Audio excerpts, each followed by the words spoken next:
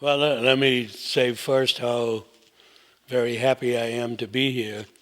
And I tell you, I'm amazed at the Jackson Center, about which I knew so little. It is magnificent. And I'd like to congratulate you, Greg, and everyone else really on what I think is a magnificent memorial or commemoration to a great American. And I see that John Barrett is sitting on your right, and I'd have to say if his wife didn't read the local newspaper in Port Washington, I would not be sitting here because John called me one day and we made a date. I don't know whether he ever told you, I defaulted on the date, and he was very gracious and called me from the restaurant and said, "Did you remember?" And I was sort of in my pajamas and got dressed and rushed over there. Anyway, I'm just delighted to be here. The memo that I hold here has a cover page, which is from Harry Truman, dated December the 10th, 1945, to, I believe, John Barnes, who was then Secretary of State. And it's a cover letter, really, of a letter to President Truman from Justice Jackson.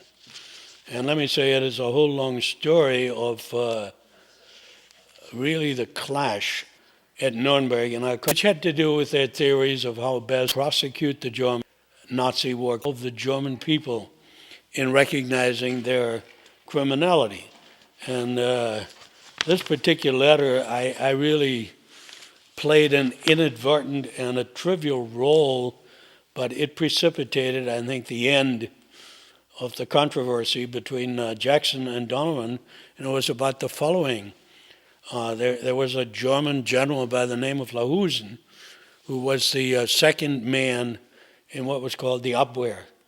And the Abwehr was the German CIA, and it was possibly the only German organization that even had a handle on the true state of the war, because the army and the SS and the Gestapo, they were a coward. They were shut off from information and not allowed to talk about it. And the Abwehr kept a diary of day-to-day events, and the Abwehr had the foresight to see each German battle victory as a further step on the road to defeat, because they recognized that each time that the Germans won a battle, the United States would be more likely to come into the war, and the Abwehr, contrary to Hitler, had a very accurate measure of the industrial potential, of the United States. And, Hitler considered the Americans to be soft and not worthy of fighting, and some Germans had studied the record of the Civil War and the American participation in World War I, so there was this Abwehr. And I found the second in command of the Abwehr, a man by the name, very improbable history, General Erwin Lahusen. He was an Austrian. He came out of the Austrian army, had been a colonel there, and Admiral Canaris, who was the chief of the Abwehr, had picked him up. And I was anxious to talk to him soon after we found him, so to speak, to reconnoiter his knowledge so he could be officially deposed. And I made a date with him to see him in the evening, and he didn't show up. And he was not in the jail. He was in what was known as it was a house, a safe house for witnesses that was run by a Hungarian countess who's written about it. And when I sent somebody to find out whether he was at that safe house, I was told that a car, that General Donovan's car had come and fetched him, and that he was at General Donovan's house. So this was about at 8:30 in the evening, and I decided to go to the bar and have a drink and let tomorrow be another day, and I ordered him to be brought up again for interrogation the next morning. And while I was sitting with him in the interrogation room, Colonel Amon bust in and said to Lahusen, "What the hell were you doing, sneaking off with my interrogator to see General Donovan. And Lahusen was about to spread his hands and say, what could I do, a poor prisoner, when the general's car came for me, at which point Jackson appeared and heard this story and took great offense that Donovan had spirited this witness away. It turned out he got to Donovan's house, met Donovan's daughter. They were in the midst of a dinner party, and he never talked to Donovan. But that then precipitated the letter by Jackson, and the burden of it was that Donovan believed very strongly that the most convincing case to the German people could be made by live witnesses. He had originally hoped that Goering would confess and go into a mea culpa act, and Lahusen was his next candidate because he felt that a live confession, regrets, performance in the courtroom would be most convincing, and Justice Jackson did not feel that way. His feeling was that the credibility and the motives of witnesses could always be challenged as being self-seeking or making a grandstand, and he wanted to rely on documents. And in our interrogations, we generally spoke or worked from documents. So there was this division, and it came on top of Donovan's absence from the trial, the preparations for the trial itself, for over a month. He went to the Far East in order to wind up the Far Eastern and the Japanese War. And the piece of paper that I hold here is a lengthy report by Jackson to President Truman describing, and I won't even say defending, expounding on his conduct of the trial, and expressing in so many words that there probably had arisen an irrevocable breach between him and Donovan. And Truman, I assume, read it. I'll just read to you what it says on the cover page. It says, "Memorandum for the Secretary of State. I'm sending you herewith a copy of a letter I have received from Justice Jackson, which is self-explanatory, HST. And I have to tell you, even though I play a very, very minor part in it, it is one of my treasured mementos. By the way, which I received from Telford Taylor, whom you all know. He was the head of the subsequent trials, later law professor, and I believe dean at Columbia. And while he was writing his book, he came across this incident and this letter, and he and I were friends, and under the Freedom of Information Act, he got it, and he made this copy of it, and at the bottom, you can see it was officially declassified. Boy, wasn't that a long answer to a short question. Let me explain this. I was not a lawyer. I was not a prosecutor. But in the course of interrogations, a very close relationship developed between me and the prosecutors. For instance, Colonel John Holland Amon, who was the chief prosecutor. And by the way, I had grown up in Germany, had a lot of knowledge about the Germans, and most of the prosecutors did not. And after a while, a prosecutor at first would say to me, "You know what the questions are, ask him the right questions." And when I asked the right questions and I got answers and we hit pay dirt, I then explained it to the prosecutor, and he would then repeat those questions and get the answers on the record. And with just one or two exceptions, a couple of my affidavits wound up. Justice Jackson used one of them, quite a famous one. But generally, I was sort of reconnoitering. And this man Lahusen was such a find that nobody wanted to go through the elaborate procedure of a translated, interrogation. And Amon said to me, "Case him for me. Tell me what he knows, find out, and then we'll bring him in and make it official," which was done. And by the way, Lahusen did appear in court, and you've probably found the record of his testimony in court, and he got Goering, so angry that after Lahusen's testimony in court, Goering called him a traitorous swine, couldn't heap enough, contempt on him. But I'm listed as the interrogator because once in a while, due to the pressure of time, there was not enough time for the official prosecutor to repeat the performance. And when I hit something that was hot, sometimes it was used. My major role was, I was chief interpreter. I had 12 interpreters, 12 stenotypists, and the rest of them were typists that could read the record from stenotype machines, or some of them were so skilled that they could read the official stenographer's shorthand from the notebook. And they produced the rough copies of the interrogation.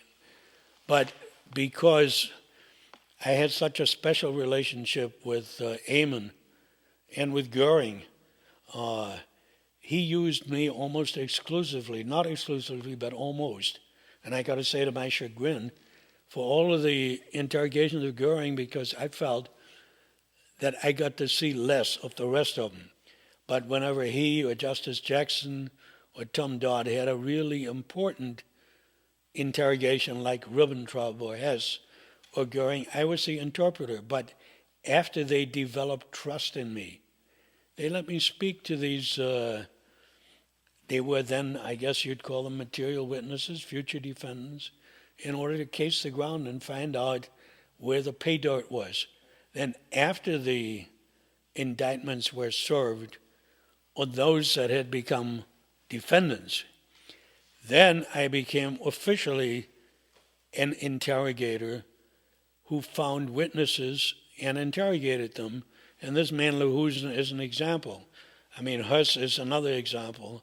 So that I guess I was regarded as an officer of the prosecution, whether I had a law degree or not, because I put these people under oath and they raised their hand and said, "We swear to tell the truth, the whole truth, nothing but the truth." And I don't remember for a moment the specific interrogation that's included in that package, but I did talk to Lahusen, and he was a cooperative witness.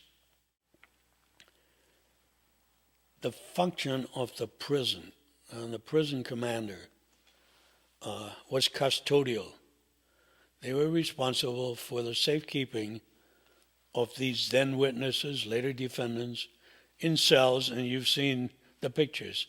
Their feeding, their medical care, such as it was. They provided religious services for them. They provided psychological support for them. But let's say it was all custodial.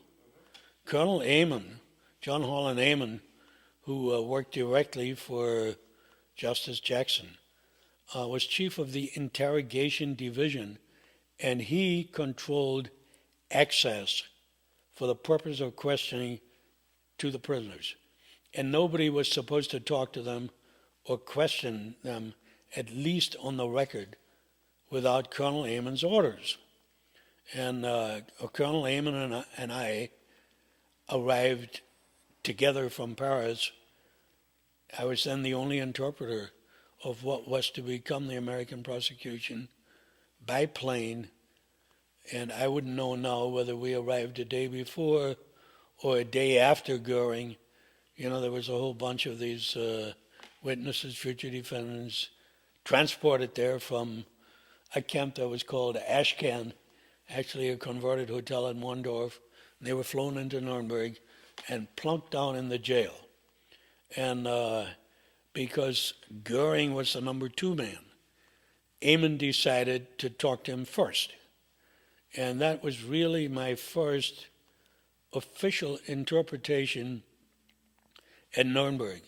And so far as I can remember, it was really my first interpretation where I, as the interpreter, was placed under oath. And the oath was, "Do you, Richard Sonnenfeldt, swear that you will translate truthfully, completely, accurately, so help you God?"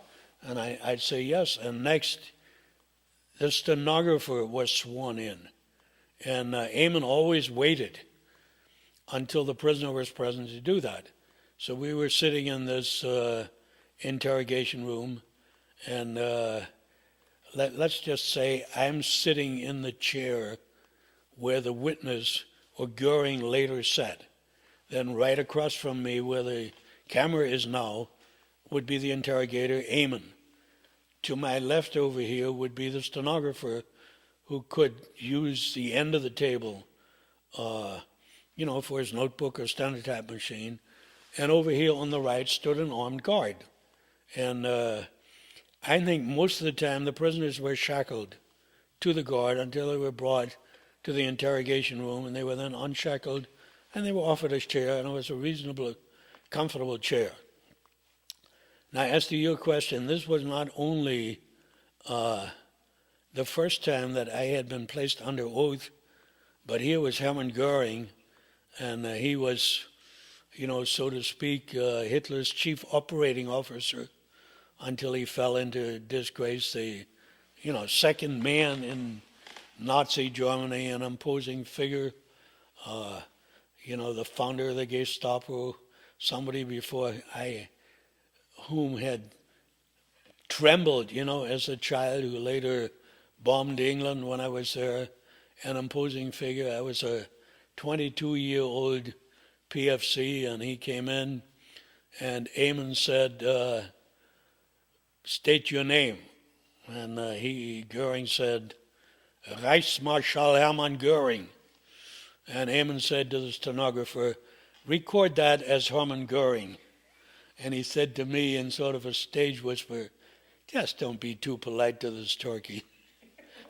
So Eamon then said to Goering, do you swear that what you're about to testify will be the truth, the whole truth, and nothing but the truth?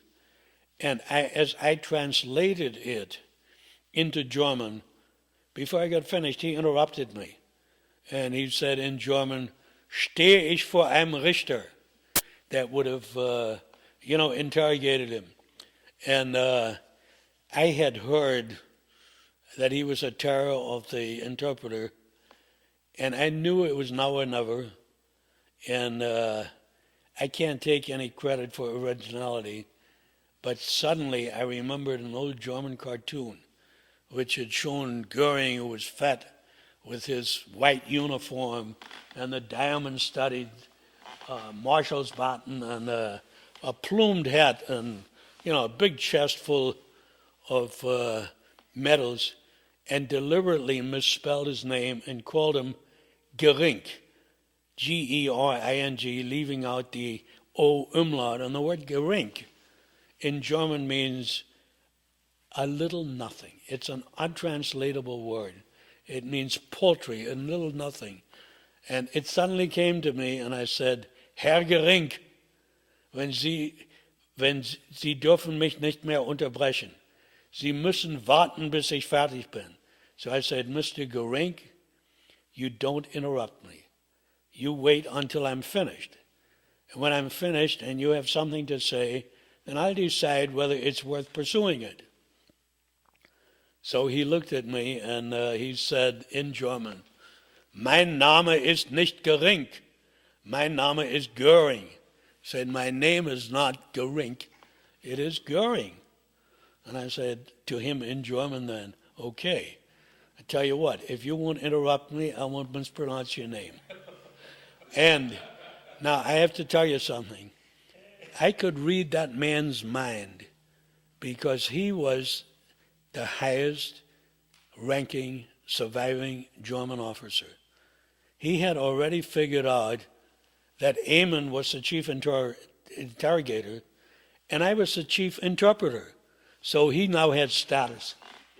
It was, as I said, all in German apple pie order.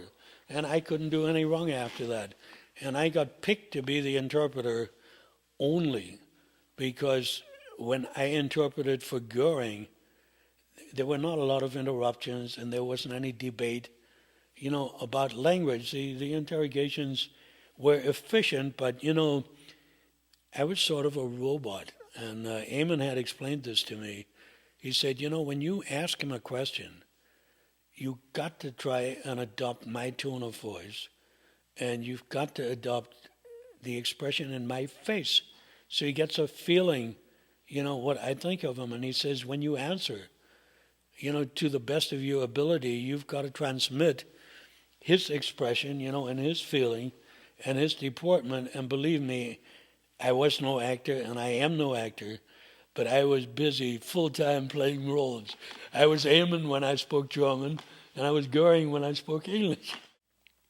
He had been captured, let's say, 4 or 6 weeks previously. In fact, he surrendered, and he expected to be treated, as a celebrity in the old knightly, chivalrously way of war.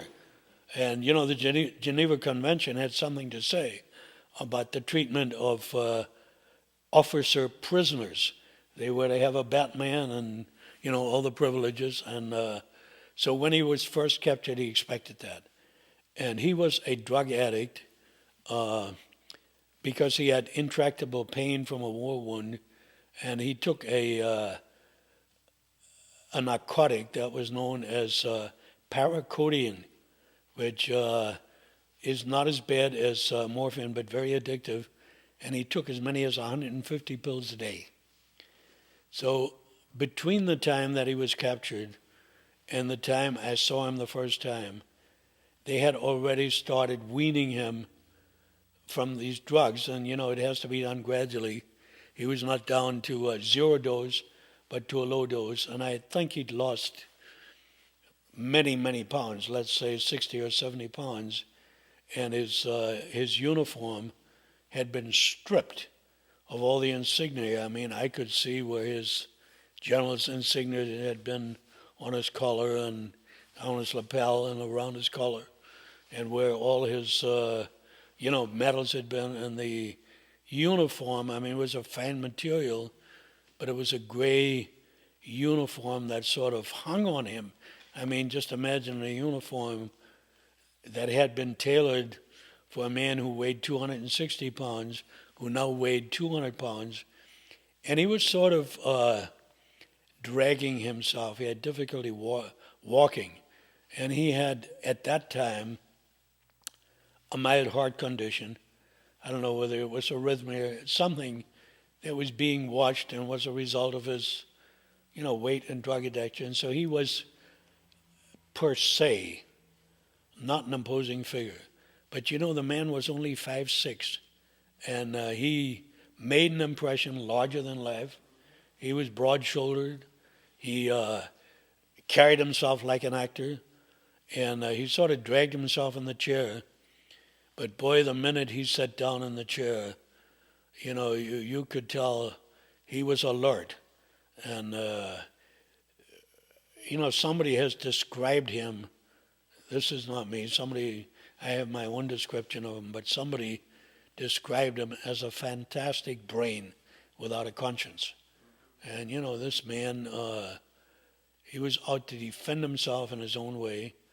And what was on his mind was the exact opposite of what Robert Jackson was looking for. Robert Jackson was looking for a confession, an apology, an explanation, if you will. And Goering was looking to be regarded as a German patriot and a hero. And he still dreamt of having a marble monuments built for him all over Germany. So Goering did not voluntarily admit the founding of the Gestapo or his responsibility for concentration camps. But he also didn't deny it, and when he finally appeared in court, he described it all, because by that time he had seen the indictment and he realized that neither he or the other defendants were being prosecuted for what they had done inside Germany. They were being prosecuted for war crimes, crimes against the peace, crimes against humanity, which occurred mainly after the war started. and conspiracy. I mean, those were the counts of the indictment. So that he was a man of unquestioned bravado and courage, who would admit things only, when we forced him to. And he was a dangerous opponent. I mean, Eamon met his match in him, and vice versa. And I had only very, very few private sessions with Goering, and they were not for the purpose of matching wits. It was to get him to sign transcripts of interrogations that were generally kept in English. We made, of important ones, we made German transcripts, and I went over those with him. And sometimes we had little arguments, we had little conversations, but I did not interrogate him like I interrogated Lahusen or Hess or others. So by calling him Goering, which was a moment of inspiration, we got the relationship straightened out. Well, there was a very famous incident when General Donovan interrogated him about, that the Nazi government officially not only condoned but ordered the lynching of downed or parachuting British and American airmen. And the order really, I don't remember right now whether Goering signed the order or whether he knew about it, but it came out of his office. And Donovan was questioning him about that order, and also still in an attempt to convince him that all was lost and maybe he should confess. And Goering answered one of his questions as, "I don't admit that." And I rendered it in English as, "I don't admit that." And I was a PFC, and General Donovan was a major general, and he said, "Dick, that's not what he said." He said, "I don't agree to that." And here said Goering with his English and big grin on his face, "I said I do not admit to that." So he was exerting his authority over the general to protect his little private. He was a man without conscience. Even though it was not my own, I accept the description of him as a man with a brain, courageous, bold, no conscience. And people, would say to me, "What, didn't you hate him? How did you react to him?" And I give you my answer. You don't hate and despise every criminal from the beginning. I mean, criminals can be very charming people, and Goering also, had a kind of charm.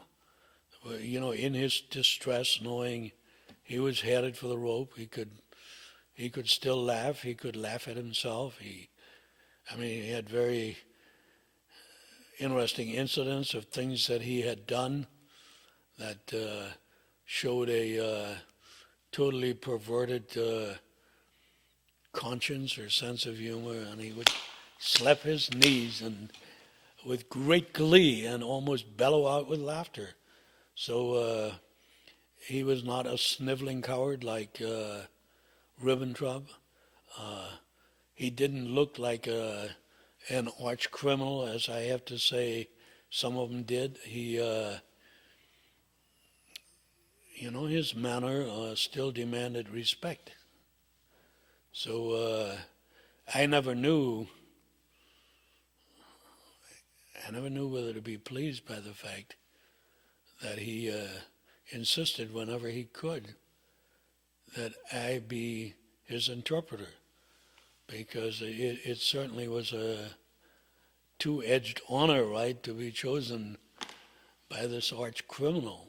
But it was generally known, and people would tease me in Nuremberg and call me Goering's favorite.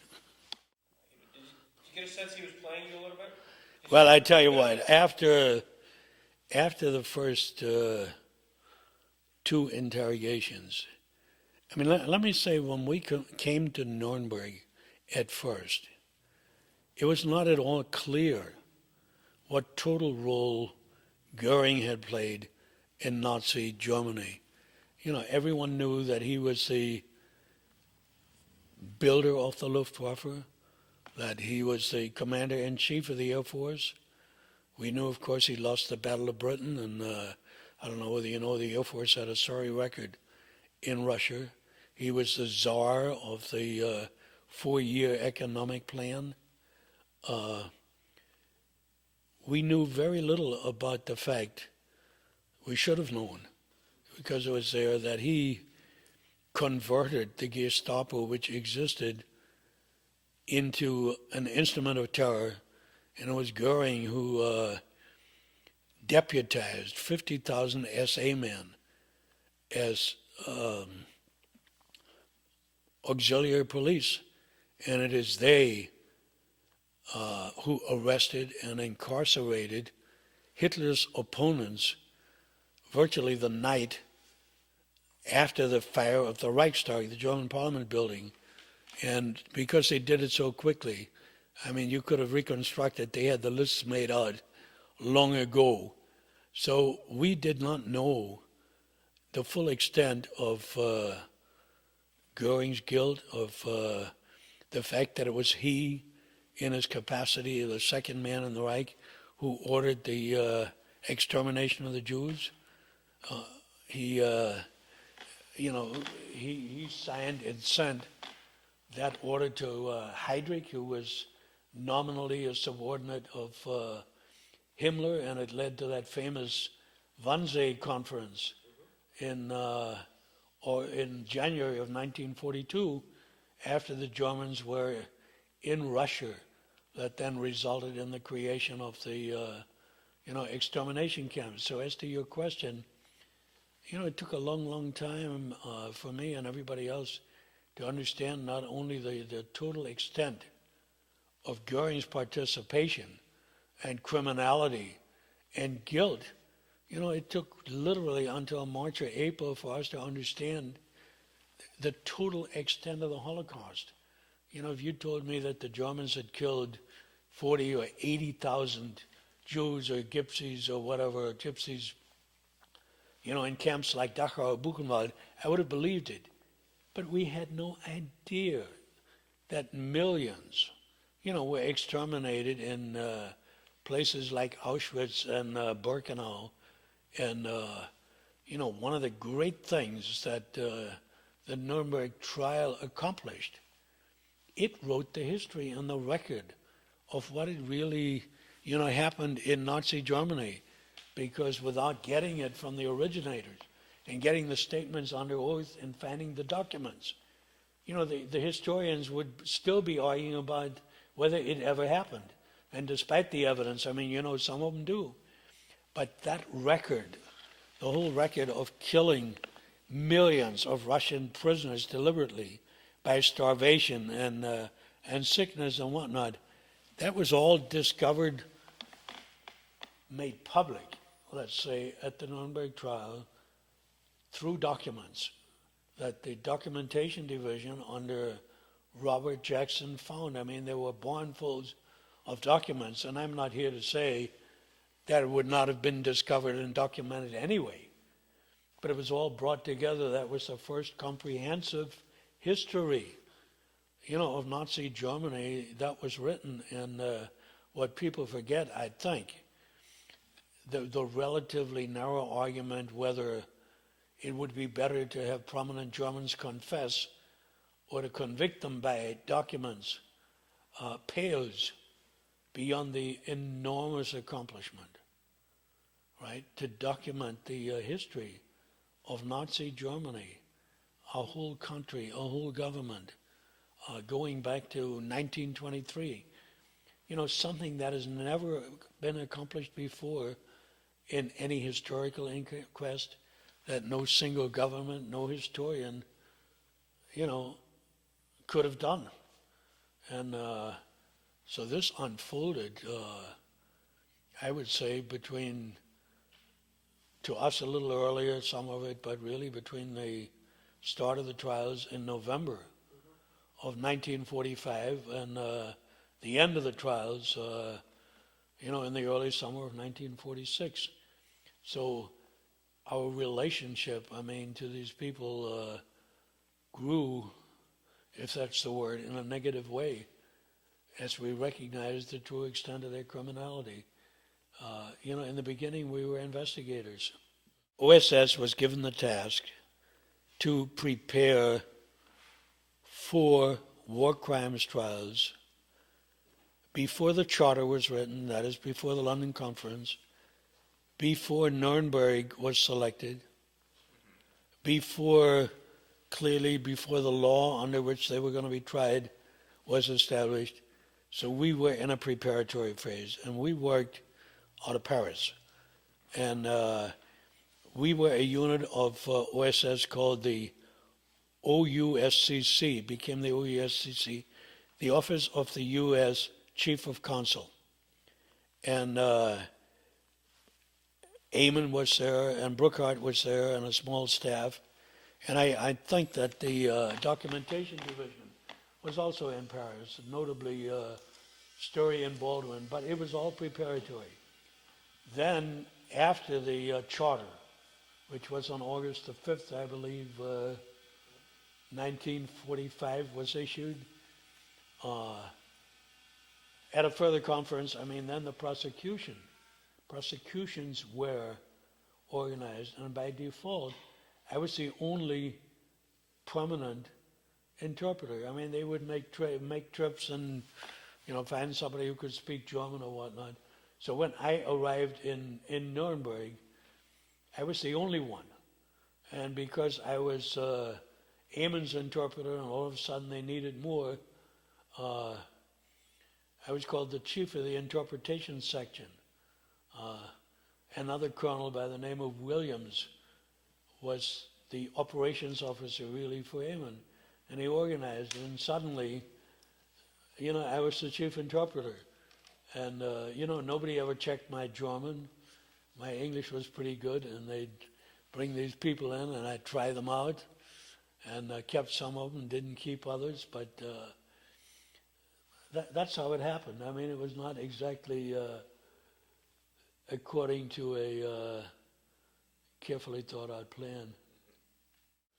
General Donovan had been in Austria, and he was interviewing some people in Austria that had cooperated with OSS during the war. And I was then sworn to secrecy, and there's no need to discuss their names. They played no part in anything else. And Donovan arrived at the airport in Salzburg from Paris without an interpreter. And there was a Colonel Tom Hinkle with him. And Hinkle said, "We're going to need an interpreter." And they were met at the airport, by somebody from the motor pool. Thank you. And I think that guy said, "There's a guy at the motor pool who can speak German pretty well." So I was lying under, an armored car, greasing it, when somebody said, pardon the crudity, "Sonnenfeldt, get your ass out of here." I said, "Out of where?" "Well, the general needs an interpreter." And I said, "What general?" "You asshole, don't ask any questions, just get out here." And I had, grease on my nose, my fingers were dirty. And here stood this Colonel Tom Hinkle, who later, by the way, also went to Nuremberg. And he was in a resplendent garrison uniform, which I hadn't seen for years, right? And this pudgy, fat man sat in, for a moment, I can't think of the name of a vehicle, command car. Not a Jeep, command car. It's like a Jeep, a little bit. He was sitting there. He had a chest full of ribbons and 2 sewn-on stars. And he said, "Let's get going, soldier." And he spoke some German. And he said a couple of sentences in German, and I translated them. And he said either then or there or later, he says, "This guy's English is better than any interpreter we've had." And so then Hinkle said to me, how would you like to come with us? And I said, where to? Where are you headquartered? He said, Paris. I said, I'm what? So it literally happened like that. He said, pack your bags and come. And, my sergeant or lieutenant yelled at me, where are you going? And I said, I'm going to Paris with the general. You son of a gun, you're going to be AWOL. And Henko said, don't worry, I'll take care of it. I mean, he was OSS. But, I didn't apply for the job. That's how it happened. What can I? You've got to remember, Donovan was involved in the early discovery proceedings in the sense that OSS was responsible for finding evidence. And naturally, they worked to an extent with military intelligence. But, military intelligence talks to soldiers on the battlefield that you captured. They don't know anything about government or policy, care less. And OSS did the original investigation. Now remember, the London conference, which determined the trials, occurred on August the 5th, I believe. And VJ Day was August 8th? No, that's when they dropped the bomb. Yeah, so see, but VJ Day, occurred within a week, let's say, of August the 5th. And Donovan took off immediately for Japan. Because while the preparations in Europe, for a trial had already progressed to the point that documents had been found and this and that and the other, there was immediate talk of trying the Japanese leaders. And Donovan then took off, and he stayed in the Far East for at least a month. So he had almost no participation in the stage of the Nuremberg trials that, on balance, was the most interesting, which was the interrogation phase, of the future defendants and the interrogations and the documentation that was found. I mean, contributed greatly to the indictment, which was handed out on October the 20th. So Donovan was absent during most of that time. And the people that had worked for him, normally, people like Eamon and Story and Brookhart and Curly Williams were transferred, so to speak, out of OSS.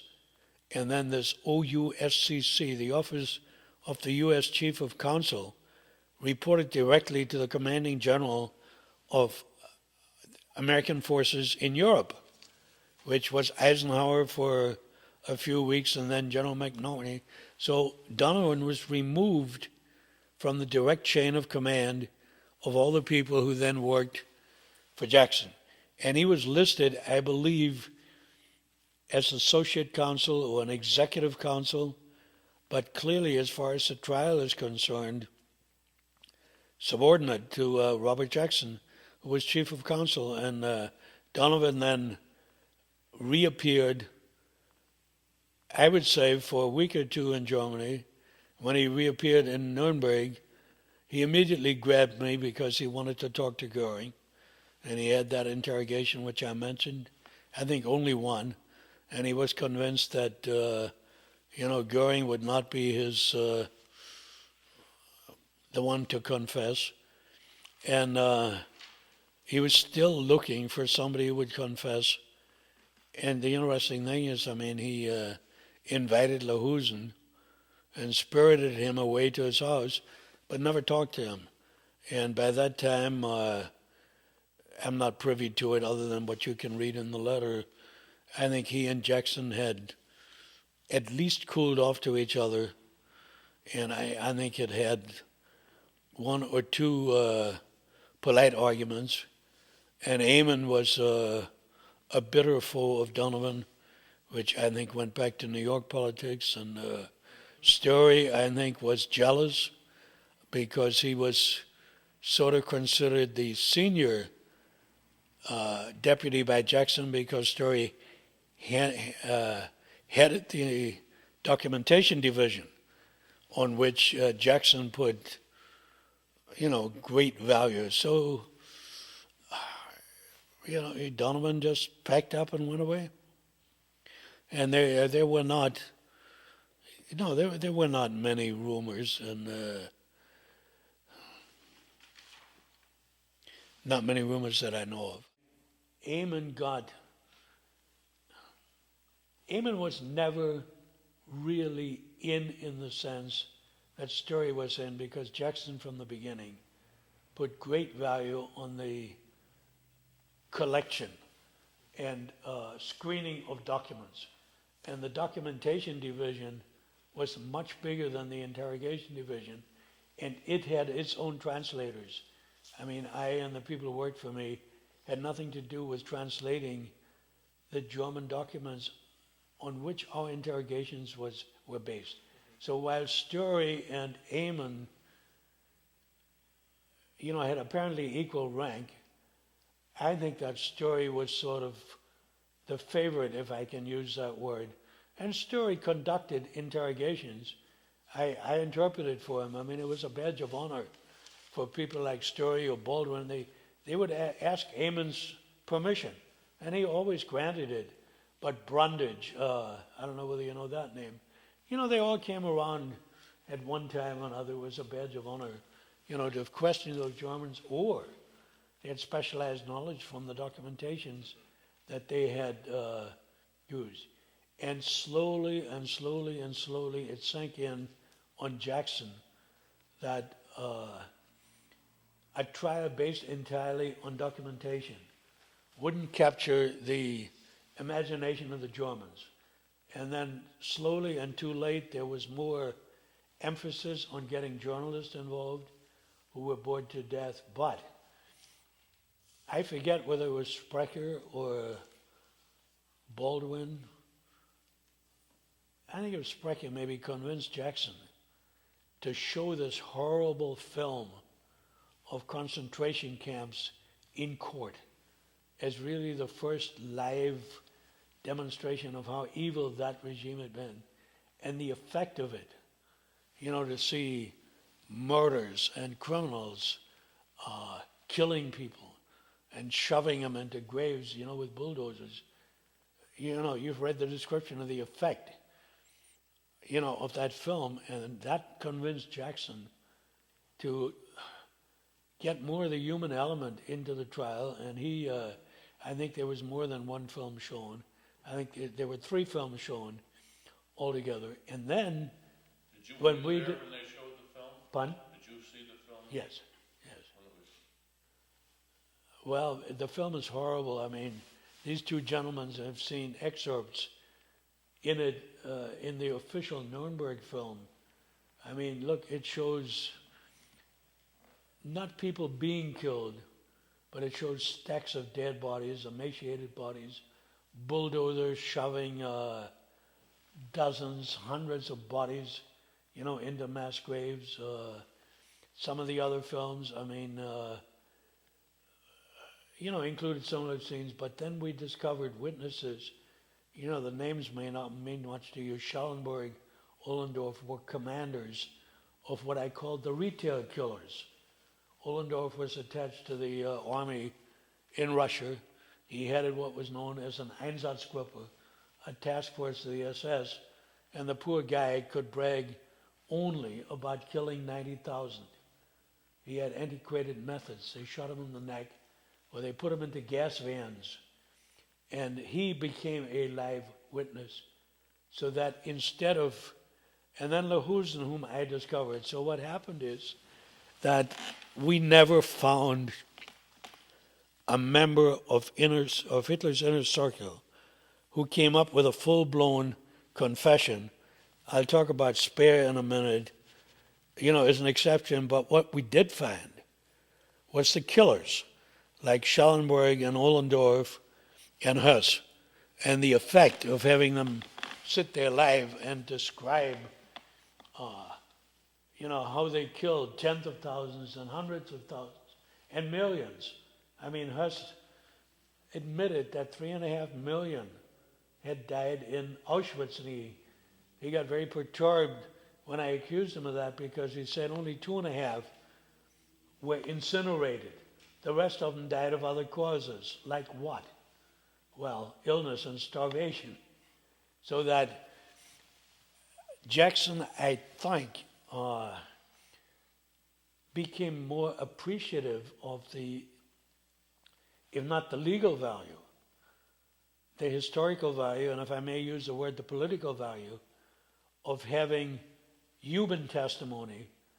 And you know, in those days there was no television, so you could only have movie cameras. And I don't know that there was a movie house standing in Germany to show the march of time. So, you know, to transmit what these people are saying in court presented, you know, substantial obstacles. And our friend Ernie Michel, you know, is one of those who reported to it. And then finally we discovered Lahusen. And Lahusen, of course, was not a killer, but he knew what had gone on at Hitler's headquarters where the orders had been issued. So, I mean, he became a very, very effective prosecution witness. And the only exception to what I'm telling you was Speer. And the interesting thing about Speer is he didn't look like a criminal. He didn't act like a criminal. He couldn't be accused of conspiracy because he didn't become Hitler's Minister of Munition until 1943, when the war was already underway. You know, he'd been an architect until then. And what Speer did, he stood up and he indicted the regime. He indicted Hitler as an evil man.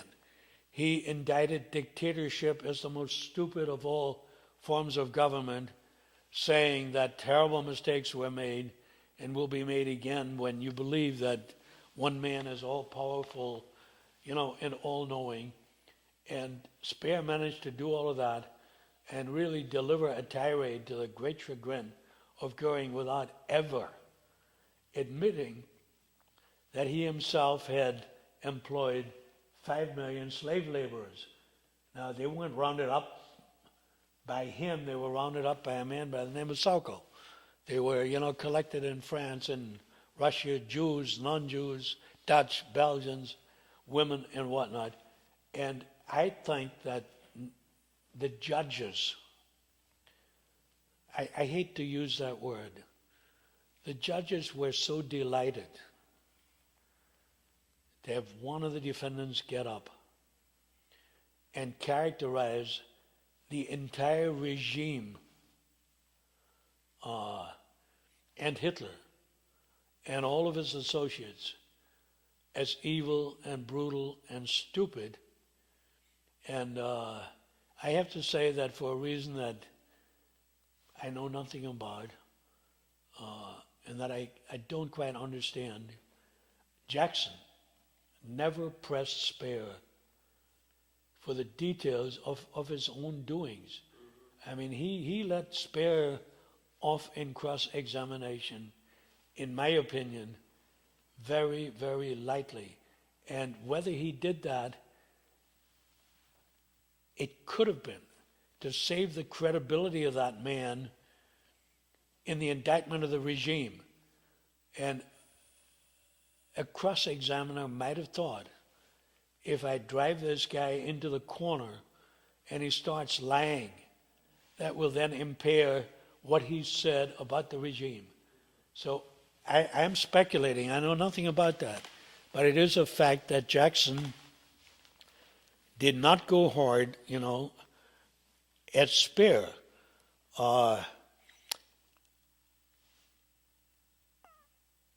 So I don't know, I think I did more than answer your question. I had a very minor and relatively infrequent role in the courtroom. After these people were indicted on October the 20th, I could no longer talk to the defendants. I mean, they could only talk to their own defense lawyers. I talked to witnesses. And I was brought into the courtroom, for instance, when Eamon read the record of interrogations of Goering, let's say, or others, into the record in lieu of testimony, and the record was translated in the courtroom from Eamon's English rendition into a German rendition that the defendants could understand. and the defendants then answered in German, and their answers were translated back into English. And I was there, so to speak, as an enforcer to make sure that nothing was said in the courtroom that substantially disagreed with what we had previously found, right, in interrogation. And I'm happy to say nothing did.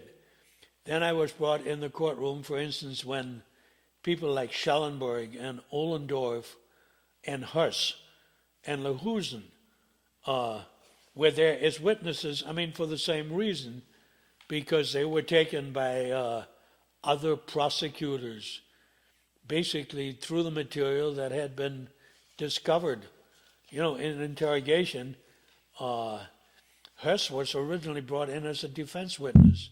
It was idiotic. He was to swear that he'd never seen Kaltenbrunner in a concentration camp, and then we found out he was a guy who ran Mauthausen, and while he was a defense witness, we got him to spread the whole record, of what happened in Auschwitz, which he did, unflinchingly, and as far as we know, honestly. He's a whole other thing. So my role in the courtroom, I had no legal rule. I had nothing to say. I was there as a monitor, and I would say, I don't know how many sessions there were, more than 100. I would say I probably would have been present at maybe 20 or so, and I would sit next. Usually I sit next and behind the particular prosecutor